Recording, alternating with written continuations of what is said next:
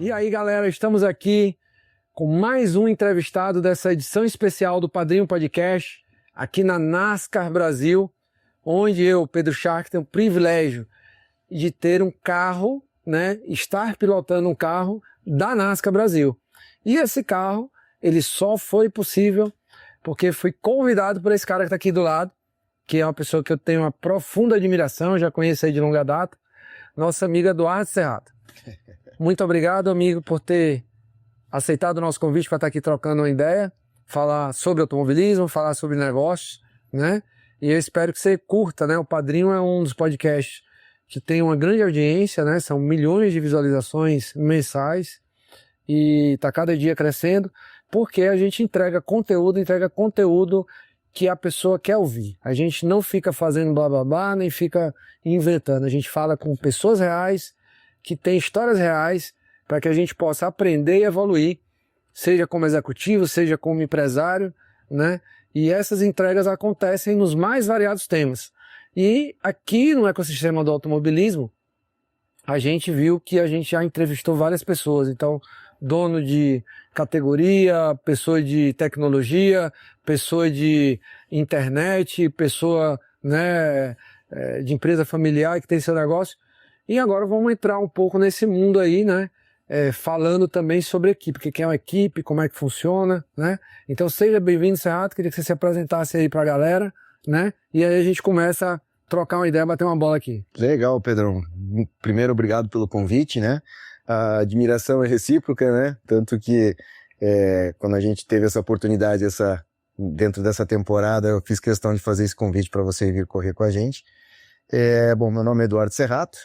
Hoje eu sou o proprietário da MX Vogel, né, que é uma das equipes da NASCAR Brasil. Nós temos 6 carros na categoria.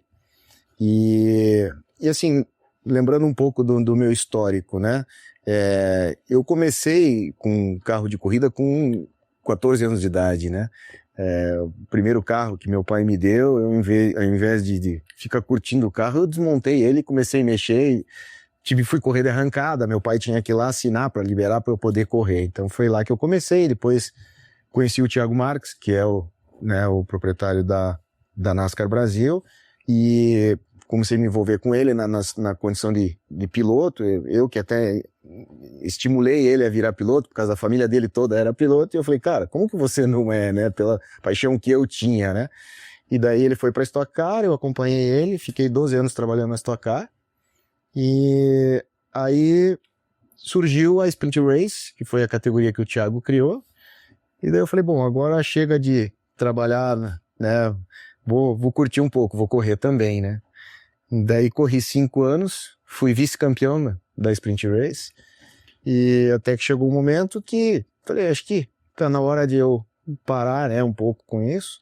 Daí o Thiago falou, olha, que bom que você quer parar, porque eu preciso de alguém para me ajudar aqui, né? Porque a categoria foi tomando tamanho e tal, então comecei a ajudar no desenvolvimento dos carros, como piloto de teste também, e até pela paixão que eu tenho por isso desde muito jovem. Quando você gosta muito de alguma coisa, você aprende mais fácil para essas coisas, né? Então eu tenho essa facilidade da parte mecânica, que é algo que eu gosto muito.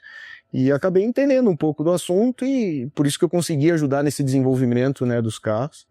E no ano passado, quando o Thiago abriu essa condição, bom, até um pouco antes disso, daí comecei a trabalhar nas transmissões, né? Precisava alguém que entendesse da parte mecânica, que ajudasse na transmissão na TV, então eu fazia os comentários da TV também. E daí ano passado o Thiago abriu essa possibilidade, né, de ter equipes cuidando dos carros, né? E eu, por essa paixão também, eu falei, cara, eu quero uma equipe para mim, né? Então fiz uma negociação com ele, assumi 6 carros, e é o que a gente tá aí hoje, né? Tocando a MX Vogel. Graças a Deus estamos terminando o primeiro ano, né? Então, faltando só uma etapa aí pro final da primeira temporada da MX. E já considero que foi um ano de sucesso, porque começar tudo do zero, como a gente começou, a gente já fez pole position, já ganhou corrida, estamos sempre entre os 5, entre os 10, então dá para dizer que numa categoria tão disputada, com tanta gente boa, né, tantos profissionais muito bons aqui, de nomes, né, as principais equipes do Brasil estão aqui, né, e a gente estar conseguindo brigar com eles de igual para igual é motivo de muito orgulho, né, então... Fala para o nosso público quem são os pilotos, né, atuais, para eles entenderem a dimensão do que é MX Volga hoje. Hoje a gente tem o Gabriel Casagrande, né, 3 vezes campeão da Stock. 3 vezes campeão da Stock Car, já foi campeão aqui também, experiência, e é um piloto que, na minha opinião, está no auge, né, da profissão dele. Temos o Júlio Campos, né, que é outra fera, um nome, né, bem já consolidado no automobilismo mundial, vamos dizer assim, que andou em tudo no mundo. Temos o Gui Bax, que é um jovem piloto também, né, que tem eu tenho certeza que tem uma carreira brilhante no automobilismo, né, vida longa, ele é muito, muito competente, muito focado, então é um jovem que eu gosto muito também, além de ser um grande amigo. Tivemos na primeira parte da temporada, no Campeonato Brasil, o Léo Torres, que já correu com você, né, Pedro? Isso aí, já. Grande. E ele, putz, o Léo Torres é um campeão, né, porque guia muito e, além do que, acabou virando um irmão para mim, né, um amigão, né. Então fiz questão de ter ele na categoria também, na equipe, e ajudou muito no desenvolvimento da equipe nas primeiras corridas. Então foi um cara também que ganhou corrida, que fez pole com a gente, né. E agora temos o Pedro Shark aí, né? Nosso tubarão mordendo os peixinhos aí. Hoje o tubarão comeu 7, viu, gente? O tubarão largou lá de trás, eu entendi, fiz uma estratégia ali acertada, vim conquistando meu espaço, né? Obviamente que alguns incidentes aconteceram na corrida, mas eu também fiz a minha parte. No final, Serrato, eu dei uma ultrapassada. Eu vou te mostrar na onboard, vou te mostrar na câmera 3D lá. Cara, coisa de cinema. Foi na última curva... Na última volta, que foi bem legal, bem bacana. Aquilo ali, pra mim, já foi o pódio, já valeu o fim de semana. Tava mais da hora que o Cacá Bueno. O Cacá Bueno ganhou, tava lá feliz subindo em cima do carro. E pra mim, tive o mesmo gosto, né? Mesmo chegando aí em 16º, mas levando em consideração que são 23 carros, você avançar tanto numa corrida, levando em consideração que eu tô há muito tempo sem pilotar o NASCAR, né? Eu fiquei muito, muito satisfeito. E muito obrigado, então, pelo carro que a MX Volga me entregou, né? Serrato, vamos agora entender e falar um pouco pro pessoal e começar a abordar uns temas aí mais, né, mais de negócio. Se fala muito, se tem uma lenda que automobilismo é meio que um saco sem fundo, né? Que a gente vai ali colocando dinheiro e só gasta, só gasta, só gasta. Mas eu percebo que existem, né, pessoas, empresários, assim como o Thiago, por exemplo, que conseguiram fugir um pouco, né, e achar um mecanismo ali, né, achar um público, achar um veículo, achar os pilotos, e a coisa encaixou, né. Então eu queria que tu me contasse, você que estava nos bastidores ali no início, aonde foi na sua visão essa virada de chave, aonde deixou de ser um negócio que a família Marques ficou ali botando grana, e passou a dar uma virada e começou a atingir o ponto de equilíbrio, começou a se transformar num negócio de sucesso. Olha, eu acho que, vamos lá, vamos por partes, né? A família do Thiago, desde o pai do Thiago era piloto, o irmão dele chegou na Fórmula 1, ou seja, e depois o Thiago virou piloto também da Stock Car. Eu acho que eles viveram um lado do automobilismo que é o lado de quem era o cliente, vamos dizer assim, né? E de repente, quando você passa pro lado de dentro do balcão, você entende melhor as necessidades do teu cliente, o que o teu cliente precisa, o que o mercado precisa. Então, eu vejo que quando o Thiago criou a Sprint Race, ele veio buscando um nicho de mercado, vamos dizer assim, principalmente no automobilismo brasileiro, que era simplificar as coisas, buscar a igualdade da competição, né? Então não interessa o orçamento, fazer um orçamento único, onde não é quem tem mais capacidade financeira que anda melhor, acaba trazendo um desequilíbrio, o que estraga a brincadeira. Então o principal objetivo dele, o que era? Baixo custo com equilíbrio. E eu acho que aí foi a grande sacada da Sprint Race. Por isso ela nasceu lá em 2012, foi criando tamanho, criando corpo, ao ponto que a NASCAR dos Estados Unidos enxergou nela, né, a possibilidade dessa parceria, que daí, obviamente, a NASCAR, né, não precisa muita explicação. A segunda maior categoria do mundo, né, a maior do mundo de carros de turismo. Eles compraram essa ideia e isso daí foi a grande virada e se transformou no que é hoje. Mas, mesmo com esse nome, mesmo com essa força que é a NASCAR, o nome NASCAR no mundo, o Thiago conseguiu manter a filosofia da categoria, que ainda é equilíbrio com baixo custo, né? A gente tem um joguinho de pneu, né? Aí que tá a grande sacada. Eu gosto de dizer o seguinte, o automobilismo no mundo ele tem dois vilões, né? O primeiro vilão se chama treino e o segundo e maior vilão se chama pneu. Então o que encarece o automobilismo abre treino, fica caro. Você ter que deslocar gente, deslocar mecânico, ferramental, carro para várias cidades para treinar, isso fica caro. E pneu. Pneu é algo que consome muito e é caro. Então, se você começa a buscar muita performance, não vamos buscar performance, eu preciso que o carro vire 4 segundos mais rápido, 5 segundos mais rápido. Lógico que é legal andar com o carro 4 segundos mais rápido. Mas o público não está entendendo que o carro é 4 segundos mais rápido. O público quer ver os carros andando juntos, um ultrapassando o outro, se enroscando, batendo, né? É o que o público quer ver. E isso não tem necessidade dessa performance toda. Então, o Thiago, em parceria com a Pirelli, levou essa ideia e falou assim, eu preciso de um pneu que tenha performance, não precisa ser high performance, preciso de performance, mas eu preciso de durabilidade. Então hoje você ganha um joguinho de pneu, como você falou, na sexta-feira, e você tem que administrar esse pneu até o domingo. Eu e o Rubechello, tá todo mundo no mesmo barco. Todo mundo no mesmo Não é que ele tem um patrocinador lá que pode comprar 50 pneus que ele tá na frente. Ou seja, tá todo mundo igual. Todo mundo igual. Então eu acho que o grande segredo da brincadeira toda é isso. Tá todo mundo no mesmo barco, o que manda é tua habilidade, teu foco, né? Então eu acho que aí esse é o pulo do gato, vamos dizer assim, né? Que legal. E deve ser muito bom estar nos bastidores, vendo isso acontecer, né? Olha, Pedrão, eu sou até um pouco suspeito em falar, porque eu sou um apaixonado por carro, por mecânica. Então, tudo que você vai inventando, que você mexe, baixa um pouquinho aqui, faz uma asa ali, faz um, né? E você põe na pista, você ganha 1, 2, 3 décimos. Puta, isso é maravilhoso, né? Então, ter a oportunidade de acompanhar todo esse desenvolvimento que foi a categoria, né?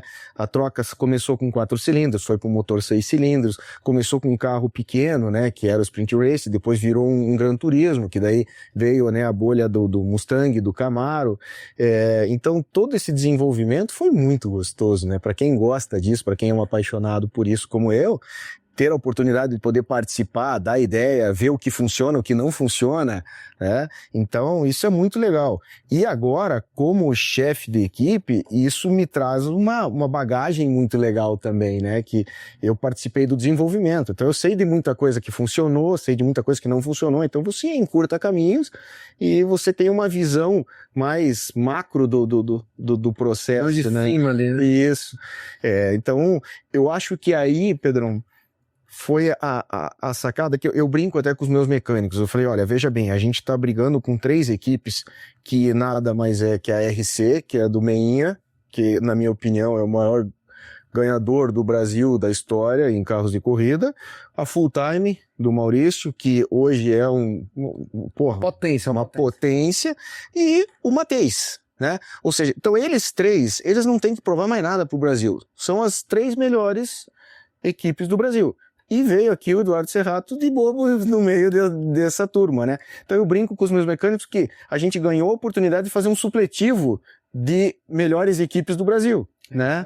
Então eu consegui colocar esse conhecimento que eu já tinha, junto com os meus mecânicos, que eu também já sabia quem eram os mecânicos que conheciam o carro como eu, montamos o time e só por isso que a gente conseguiu competir com eles, né? Porque eles são muito feras e a gente está conseguindo brigar de igual para igual, né? Então foi a junção desse conhecimento do carro em específico, junto com o conhecimento geral de mecânica, de tudo que a gente já sabia de carro de corrida, e a gente conseguiu brigar de igual para igual com os grandões, né? Serrato, fala pro nosso público uma coisa que é interessante, né? Porque às vezes a pessoa vê ali o piloto, é só filmar do piloto, a vitória ali e tal, né? E só vê aquilo. Conta pro pessoal o que está por trás. O que é uma MX Vogue, ou seja, quantas pessoas, quantos colaboradores, né? Um pouquinho, um sintético ali de uma estrutura de uma equipe deste porte, com 6 carros, né? Em outras categorias aí você tem, eu acho que no máximo 4 carros, talvez só uma equipe com 6, normalmente as equipes têm 2 carros só para cuidar. Isso. Então você já tem ali o triplo, né, de uma coisa que é normal. Sim. O que é interessante, porque equilibra o jogo em apenas 4 equipes, não vira também uma bagunça. Sim. Mas também é um desafio extra. E eu queria dizer para vocês que o automobilismo, ele como negócio, ele também é um gerador de riqueza para o Brasil. Então, muito. Mecânicos, engenheiros, né, o fornecedor disso, fornecedor daquilo, enfim, é uma cadeia, um ecossistema, né, que vive aí, que tá ali. O pessoal de pista, o pessoal que é bandeirinha, o pessoal que é da segurança, o pessoal que vende a comida. Então, ou seja, é um ecossistema. Então, fala pra gente um pouco o que é uma equipe hoje da NASCAR. Esse ecossistema, Pedrão, ele é muito maior do que parece, porque até tem um ditado, né, que a gente ganha corrida na oficina, não ganha na pista, né? E esse ecossistema envolve tudo isso que você falou, mas tudo que você faz na oficina, com muitos fornecedores, muita gente trabalhando, muitos terceirizados dentro da oficina, né? Então, assim, fazendo um breve resumo do que é a MX Vogue hoje. Então, a gente tem 6 carros. Eu tenho um mecânico que cuida de cada carro, né? Então, cada mecânico, ele é o padrinho daquele carro. Então, ele tem que abraçar e dormir com aquele carro e beijar ele. Saber ele tem que saber tudo do seu carro, né? Fora isso, daí eu tenho um chefe dos mecânicos, que é quem cuida o cabeça geral. Aí eu tenho os mecânicos de apoio. Então eu tenho um eletricista, eu tenho um mecânico que cuida da fibra, eu tenho um mecânico que cuida da parte de solda, né? Aí, acima disso, desse povo que seriam os especialistas. Os especialistas, tá, né? Aí, acima disso, tem um engenheiro a cada 2 carros. Então eu tenho mais 3 engenheiros, eu tenho mais 3 pessoas que cuidam só dos dados, são os telemetristas. Então é o cara que vem com o computador, baixa todas as informações do carro, que vai estudar junto com o piloto a guiada dele, as condições do carro, as condições do motor e tudo mais, né? Aí eu tenho um engenheiro-chefe, que é o que cuida de tudo isso, e daí tem eu que coordeno todo o sistema. Fora daí o que eu tenho lá no staff, que daí é comprador, administrativo, quem cuida de pessoal, tudo isso. Faz mídias sociais e... Tudo, né? Então, assim, é uma indústria, né? Não deixa de ser uma indústria, é um processo profissional, onde cada equipe, eu tenho lá desde do processo de requisição de compra, autorização de compra, tem o comprador, sabe? É uma indústria normal como qualquer outra, né? Com todos os seus cuidados, porém, a gente trabalha com high performance. Então, tudo que eu compro, tudo que eu faço, como a gente trabalha muito no limite de tudo, eu preciso ter a melhor peça, o melhor profissional, né? Não adianta eu ter um mecânico. O mecânico de carro, ele entende de carro, né? Se ele chegar ali nos nossos carros, ele vai olhar, ele vai entender muita coisa.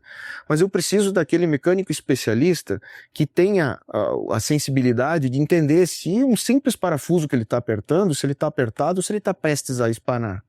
Então é tudo muito próximo, né? Então é um ecossistema que você falou que gera muita riqueza, sim. Principalmente porque para eu ter essa performance, esse tato, esse feeling, eu preciso de profissionais mais caros. Eu preciso de material de primeira.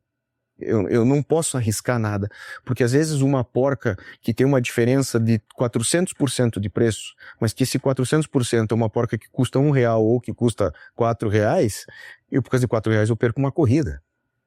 Então eu tenho que trabalhar 100% no que há de melhor, desde material, pessoas, tudo. E isso é mais caro e gera riqueza, né? Então é um sistema, um ecossistema, como você falou, que custa caro, né? É um ramo caro, mas que gera muita riqueza, movimenta muito dinheiro, né? E para que isso se movimente, a gente precisa de patrocinadores, de empresas que apoiam. E já estendendo então esse assunto das empresas que apoiam, vinculado a isso que a gente está falando, eu sempre uso o exemplo assim, principalmente na hora de argumentar, por que você vai patrocinar a minha equipe? Por que você vai patrocinar o automobilismo, né? Poxa, eu vou pôr, às vezes eu ponho a minha marca aqui na manga do piloto ou no paralama do carro e vai custar a mesma coisa que eu colocar na manga de 11 jogadores de futebol, né? Sim, às vezes até mais caro. Só que a gente tem que ter uma percepção, eu vejo por mim mesmo. A gente, nos últimos anos, a gente teve uma enxurrada de patrocinadores de laboratórios de remédio, certo? Eu não entendo de remédio, né? Eu entendo de carro de corrida. Mas se eu vou numa farmácia comprar um remédio, aí que eu digo onde você ganha valor no patrocínio. Se eu vou numa farmácia comprar um remédio, e o farmacêutico me oferece, olha, eu tenho o mesmo remédio, eu tenho desse laboratório. Se eu bato o olho, eu lembro que um desses laboratórios é um patrocinador de carro de corrida, eu já vinculo esse patrocinador a um negócio de high performance, um negócio onde exige muito tato, muito cuidado, muito dinheiro. Se eles têm esse cuidado, se eles têm essa ligação, eles também tem dentro da empresa deles essa coisa da performance, do cuidado, então eu prefiro esse medicamento. Eu tô gerando valor à marca dele. E automaticamente, às vezes inconscientemente, você liga as coisas, você vai nessa marca por causa do carrinho que eu vi na televisão lá no domingo. É isso aí. Então o Serrato, pessoal, ele tá dando pra gente uma aula de uma coisa que é fundamental, chama posicionamento. Como é que seu produto, seu serviço está posicionado, né? E ao ele estar posicionado num ambiente de alta performance, de alta entrega, automaticamente você está na visão do seu consumidor, na visão do seu cliente, acima da média, porque você está num ambiente onde exige muito. Ou seja, como é que uma empresa vai patrocinar uma Fórmula 1 se ela é meia boca? Não dá. É isso. Como é que a empresa vai patrocinar uma NASCAR se ela é meia boca? Não dá. Não dá. Então, para estar na NASCAR, para estar ali dando a cara, para estar investindo em um piloto, investindo em equipe, ela tem que ser uma empresa que tem uma história por trás. E isso aí é o que faz o consumidor na hora ali, como você falou, na gôndola, ou no supermercado, ou na hora de escolher um produto, ou na hora de comprar online, ela faz, poxa, isso aqui está associado com tal pessoa, essa tal pessoa gera, né, dá esse retorno, dá essa credibilidade, então eu vou comprar esse produto, comprar esse serviço, eu vou investir neste negócio. Então eu acho que é isso. E aí, Serrato, eu queria entender, porque existe também uma mística. Eu venho trabalhando isso aqui em todas as entrevistas. Existe uma mística em relação assim, que é algo inatingível. É impossível patrocinar, eu sou uma empresa pequena, uma empresa média. Então fala pro pessoal, porque existe de fato ali aquele patrocinador full. Eu acho que na NASCAR que a gente deve ter 1 ou 2 carros no máximo, que tem um patrocinadorzão lá que diz, ó, é tudo meu e não tem espaço para mais ninguém, né? Uhum. Mas na maioria dos casos você tem um multipatrocinador, então abre espaço para você colocar a sua marca e desenvolver e ter o mesmo acesso. Obviamente você não vai ter ali a mesma visibilidade, mas você tem o mesmo acesso, você pode estar inserido, pode estar nos camarotes, trazer os convidados, fazer esse trabalho. Então fala um pouco pro pessoal quantos normalmente patrocínio está dividido cada carro, em tese, quanto é o valor de uma cota para cada corrida, não vamos falar muito de ano, porque aí assusta um pouco, né? Sim. E aí para as pessoas entenderem que é possível, sim, investir, que é possível fazer parte e estar inserido nesse meio e vir aqui, né, colher os frutos nesse aquário, que aqui também, quem está aqui nesse meio, as pessoas que vêm assistir, é um público selecionado. Sim. Né? Então é um público que tem um poder aquisitivo, mas também é um esporte que cada dia mais está ficando popular. Eu nem quero saber quantas pessoas vão vir amanhã, mas eu já vi em Interlagos quase 40 mil pessoas, é isso? Na verdade a gente tem o recorde nacional de corrida em Interlagos. A gente só perde para a Fórmula 1 em corridas, né? Daí tem os festivais de música, essas coisas, mas em corrida, Interlagos é o segundo maior público, né? A gente já levou 45 mil pessoas para Interlagos. Cabe ao estádio de futebol, né? E mais 7 mil pessoas dentro do box. Então, assim, é um evento gigantesco mesmo, que nem você falou, tá popularizando, o povo tá tendo acesso. Falar em acesso, isso é legal, né? Essa é um pouco da cultura americana, né? A NASCAR dos Estados Unidos sempre teve essa coisa de facilitar o acesso do público. E a NASCAR está trazendo essa cultura para o Brasil. A gente tem aqui, às vezes não, sempre no domingo, o grid walk. O que é? O público entra na pista, o piloto momentos antes dele largar, o carro é posicionado na pista, no grid, na posição de largada, e abrem-se os portões, o público vai visitar o carro na pista. O que é isso? É aproximação. A gente precisa do público perto, contato com o piloto, com o carro, com as marcas. Então, isso foi a abertura que veio já da cultura americana. E imagina você, a pessoa vai lá tirar uma selfie lá, tá lá o carro patrocinado por você ao fundo, né? E aquilo ali vai, né, se espalhar aí.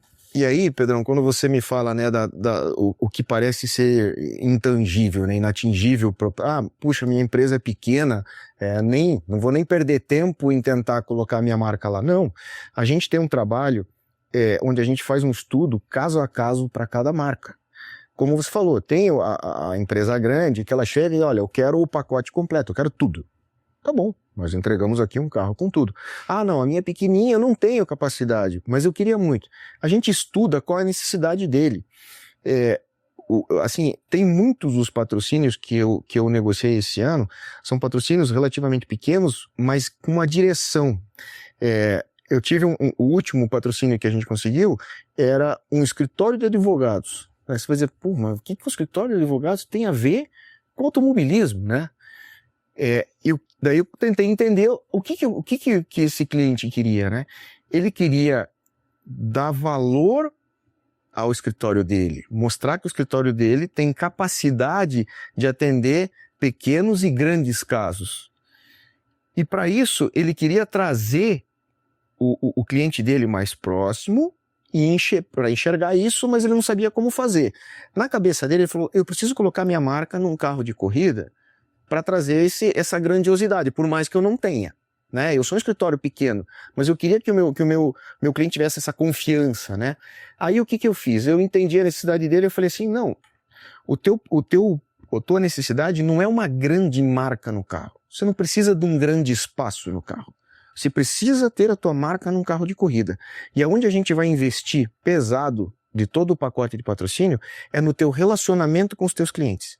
Então nós vamos ter a marca no carro, relativamente pequena, mas nós vamos investir outro dinheiro em trazer o teu cliente aqui, para o teu cliente não precisar enxergar a tua marca na TV, numa foto, na rede social, não. Ele vai vir in loco, ele vai ser muito bem atendido, numa recepção com comida, bebida à vontade, com, né, um bom atendimento, ao teu lado, e dizendo assim, puxa vida, se esse cara tem essa abertura ao ponto de me trazer aqui com todo esse atendimento ligado a esse padrão, a essas outras grandes marcas, é um cara de credibilidade. Então, ou seja, ele não precisou gastar uma fortuna, a gente direcionou para o que ele queria e tá feliz da vida. Tanto que tá aqui hoje, né, e já veio conversar comigo hoje da renovação para o ano que vem. Então por quê? Porque a gente atingiu o objetivo da real necessidade dele. Ele poderia ter gasto 3, 4, 10 vezes mais que ele gastou, colocar uma porta inteira, o capô inteiro do carro, a marca dele, e ninguém nem vê essa marca. Por mais que às vezes ele tire uma fotinha e mande para os clientes dele, o cliente dele ia olhar e dizer, legal, tá pondo num carrinho lá, né? Mas não, a gente conseguiu trazer o cara aqui, às vezes até esse cliente falou, puxa vida, que saco ter que ir num autódromo, né? Não, daí você insiste, vamos lá, você vai ver um negócio diferente, o carro de corrida, tá, vou lá. De repente o cara chega aqui e se depara com toda essa estrutura, com essa gentarada, com uns carros lindos, com uma tecnologia grande e tudo, esse cara tá me trazendo aqui, porra, esse cara não é fraco, né? Essa empresa, então é nisso que a gente pensou e funcionou muito bem, né? Então, ou seja, essa ligação que você está falando do pequeno, médio e grande patrocinador, cabe todo mundo. E é assim, uma coisa real, né? Pode acontecer, obviamente, de uma empresa vir patrocinar e por alguma razão dar uma recuada, pode, mas normalmente quem entra não sai mais, né? Não sai. Então o cara entra ali, colocou a marquinha dele, provou daquilo ali, viu o retorno que dá, ele vai continuar investindo. E o automobilismo, ele é muito democrático. Você tem aqui o piloto, né, que andou de Fórmula 1, você tem o piloto que é campeão da Stock Car, e você tem um empresário piloto que, né, vai poder também fazer um trabalho junto a seus clientes ali, dar um atendimento, né? Recebi aqui o Gui Bax, que é piloto da MX Volga, e ele mostrou aqui a seriedade que é a entrega dele para os patrocinadores dele. Sim. Um rapaz jovem podia estar aqui, não, acabou aqui, tá indo. Ele vem, atende e tal, recebe, né? faz e posta e trabalha no... E o Gui Bax, eu acho que é um bom exemplo, porque como você falou, é um piloto jovem, o Gui deve ter hoje uns 19 anos, 20 anos, né? Que leva muito a sério. Isso é uma das coisas que eu gosto muito dele, um dos grandes motivos dele estar na nossa equipe é isso. E ele tá, ao mesmo tempo, do lado do Rubens Barrichello, por exemplo, que é, né, piloto de um ex-Fórmula 1 com 53 anos de idade. Então, você vê o que é democrático o esporte. Os dois estão dividindo a mesma pista. A alegria do Cacá Bueno, né? Multicampeão da Stock Car, a alegria que ele estava ali, que ganhou hoje. Porque ganhou uma corrida. Então, isso é a parte democrática do automobilismo, né? Consegue andar junto em vários perfis, né? Perfeito, certo? Vamos falar um pouco sobre, né, multinegócios. Eu acho que todo mundo já ouviu aquela história, né, de não concentrar os ovos todos numa cesta, né? Uhum. E você vem aí de uma família, de uma questão sucessória, de uma grande empresa, uma empresa com especificidade.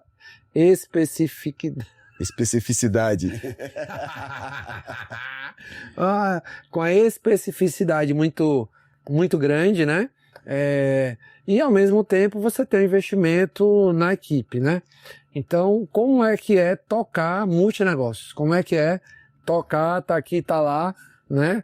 Isso realmente é uma grande dificuldade, Pedrão. Hoje eu administro a empresa da minha família, né? Meu pai que fundou há 53 anos atrás. É uma empresa de manutenção de equipamentos para usina siderúrgica, né? Por isso que você falou, muito específico, né? Por isso que ela é tão duradoura, eu acho, porque ela foi se especializando muito nisso.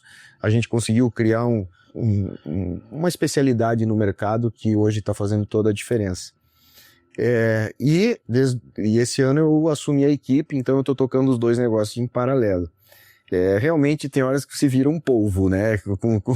Lidando com tudo ao mesmo tempo, mas a outra empresa, né? Essa empresa, por ser tão antiga, ela já está muito estruturada, ela caminha muito bem, não diria sozinho, mas eu consigo ter um olhar mais macro dela e para ela rodar, né? Ou seja, já existe um time. Já existe um time, né? E esse time funciona muito bem e ela caminha sozinha. Eu só fico no pitaco lá de cima, só os problemas, né? Que ninguém consegue resolver, que vem para você, né? Você também é um empresário, você sabe como funciona, né? O dia a dia a coisa vai.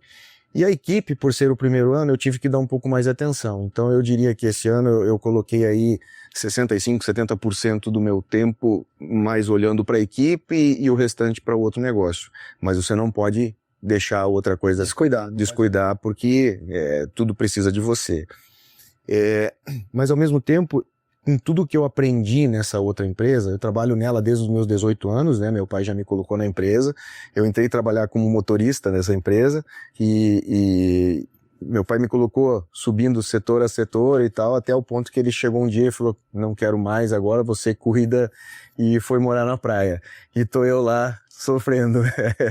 Mas tudo isso me gerou um aprendizado, principalmente da parte administrativa, financeira, né, contábil, que isso tudo para a equipe ficou muito fácil daí, né? Porque é só mais uma empresa, uma indústria onde você cria os procedimentos, os processos. Replica aquilo que você tem no DNA, que você aprendeu, né? Você replica numa estrutura menor, então fica muito mais fácil. Sim. E voltando ao que eu falei no início da entrevista, a equipe, ela nada mais é que uma empresa que funciona com seus departamentos, seus processos normal, como todo negócio, né? Então eu repliquei realmente isso lá e é assim que eu tô tocando os dois negócios, né? Lógico, cada negócio tem suas particularidades, suas peculiaridades, e eu tive que adaptar uma coisa a outra, mas a base é a mesma, né? Que legal, Certo. Olha, fico muito orgulhoso aí da tua história, né? De poder estar aqui hoje, entre amigos. A NASCAR é um lugar que me recebe, eu nunca perdi o contato com as pessoas, né?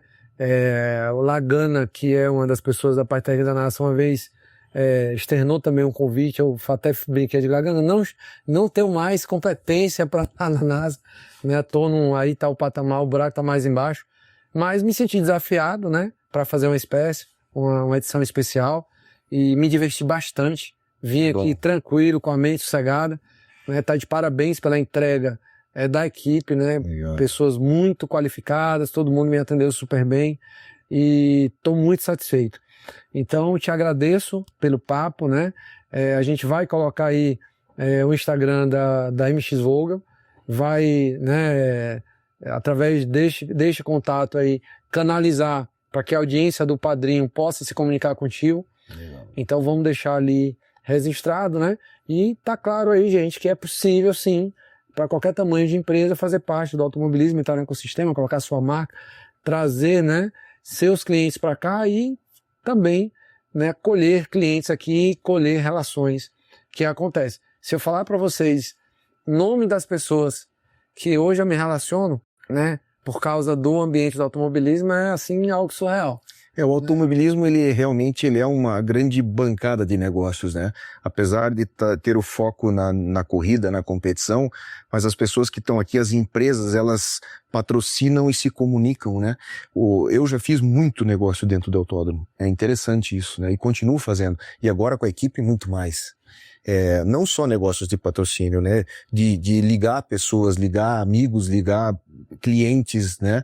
Então, o automobilismo também proporciona isso. Se você enxergar não só a valorização da marca, mas também o balcão que se abre para você, é realmente muito interessante. E aqui na NASCAR Brasil, gente, assim como na categoria que eu faço lá, que é a GT Series, são 2 Thiagos, né? Thiago Marques e Thiago Pereira, existe um cuidado muito especial em blindar, né, os pilotos e as empresas pelos oportunistas, porque como todo ambiente vem aquela pessoa ali para tentar se aproveitar de alguma situação, né? Então eu acho que tem ali um filtro, né? A gente fez a entrevista pro Thiago Pereira, eu não abordei isso com o Thiago Marques, mas sei que ele faz, que é esse filtro, ou seja, para entrar no meu parquinho tem que passar ali por um crivo, não é qualquer pessoa, né? Não. Porque já é uma coisa que tá aqui, que tá investida, tem só gente séria aqui dentro. Então a gente mantém esse vai crescendo, mas continua crescendo com gente séria. Então um vai indicando o outro. Sim. E assim vai repetindo. E ao mesmo tempo, né, Pedrão, como é um mundo relativamente pequeno, né, o mau caráter, vamos dizer assim, ele não se cria aqui dentro, né, porque a história, todo mundo se comunica e todo mundo sabe, tanto pro bem quanto pro mal, né, os bons negócios e os maus negócios. Então, realmente não prolifera aqui dentro. Perfeito. Então é isso, pessoal. Então, muito obrigado mais uma vez, Cerrato, pelo papo. Sei que você está aí, né, cheio de afazeres em dia de corrida, preparar os carros para amanhã. E eu encerro por aqui, né? Nosso padrinho Lázaro do Carmo, né, agradece a tua vinda. E o Lázaro foi um cara que, quando eu conheci, tinha um carro, né? Aí um dia desse ele ia comprar outro carro e falou: Pedrão, eu desisti de comprar outro carro. Por quê? Porque não cabe mais em casa. Então influenciei ele negativamente. O pessoal aí deve ter visto lá ontem, que eu não vi ainda a moto, né? Então uma motinha bem pequenininha, né? Feita pelo, né, assim, a referência, né, no Brasil de moto, além do Tarso aí, esse pessoal um pessoal fora da curva, né? Vai passar aí no Padrinho com certeza os episódios, todo mundo vai entender. Mas já não cabe mais carro. Então não comprou Mustang, comprou, né? Botei na cabeça dele, não, vamos, cara.